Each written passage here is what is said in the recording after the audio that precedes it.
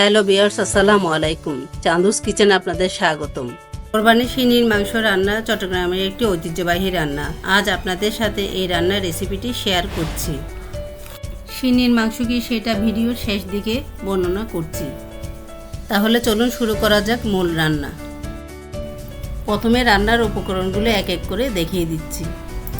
আদা বাটা, পোস্ত বাটা, নারকেল বাটা, চীনাবাদাম বাটা, সরিষা বাটা, রসুন বাটা, লাল মরিচ বাটা, হলুদের গুঁড়ি, জিরা বাটা, আস্ত গরম মশলা, পেঁয়াজ বাটা, টমেটো পেস্ট এবং পরিমাণ মতো পেঁয়াজ কুচি। এই মশলাগুলো আমি আনুমানিক 7-8 কেজি মাংসের রান্নার জন্য প্রস্তুত করেছি। আপনারা আপনাদের মাংসের পরিমাপ মতো কম বেশি করে নিতে পারেন। প্রথমে আমি আস্ত গোটা গরম মশলাগুলো দিয়ে দিচ্ছি। এর মধ্যে রয়েছে তেজপাতা, এলাচ, দারচিনি, লবঙ্গ, গোলমরিচ, জয়ফল ও জয়ত্রী। এরপরে একে একে দিয়ে দিচ্ছি হলুদের গুঁড়া,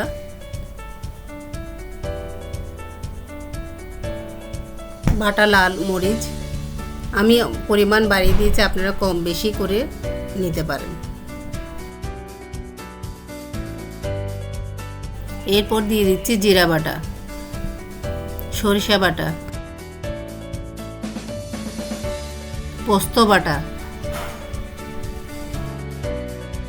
এরপর দিচ্ছি চীনাবাদাম বাটা। এরপর দিচ্ছি নারকেল বাটা।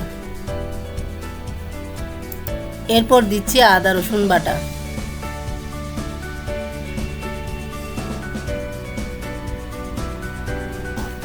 এরপর দিচ্ছি পেঁয়াজ বাটা,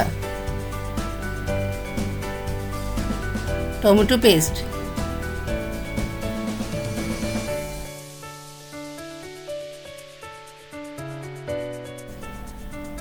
লবণ।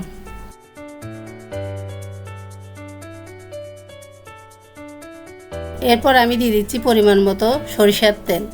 আপনারা চাইলে সয়াবিন তেলও ব্যবহার করতে পারেন। এরপর দিয়ে দিচ্ছি পেঁয়াজ কুচি।